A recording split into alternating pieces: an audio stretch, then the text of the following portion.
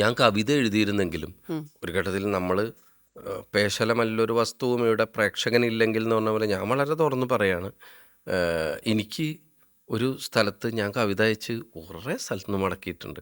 അത് ചില സ്ഥലങ്ങളിലൊക്കെ പിന്നെയും കുറച്ചും കൂടിയൊക്കെ നമുക്ക് എഴുതി കൊണ്ടുവരാനും ഒക്കെ കഴിഞ്ഞത് പാട്ട് ഉള്ളതുകൊണ്ട്, പാട്ട് എഴുത്തുകാരെന്ന് ഉള്ളത് കൊണ്ടാണ്.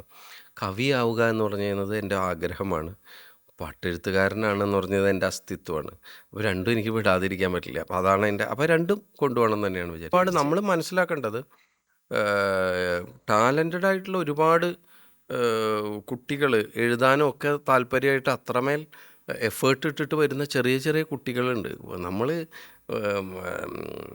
നമുക്ക് തോന്നുന്നു നമ്മളൊക്കെ ജീവിച്ച അല്ലെങ്കിൽ അതിനൊക്കെ വന്ന തലമുറയെക്കാളുമൊക്കെ വളരെ നല്ല ബുദ്ധിയുള്ള, നല്ല ചിന്താശേഷിയുള്ള തലമുറ വരുന്നുണ്ട്. അപ്പം അതൊക്കെ ഇതിൻ്റെയൊക്കെ അപ്പുറത്ത് അവർ ചിന്തിച്ച് ചെയ്തോളും.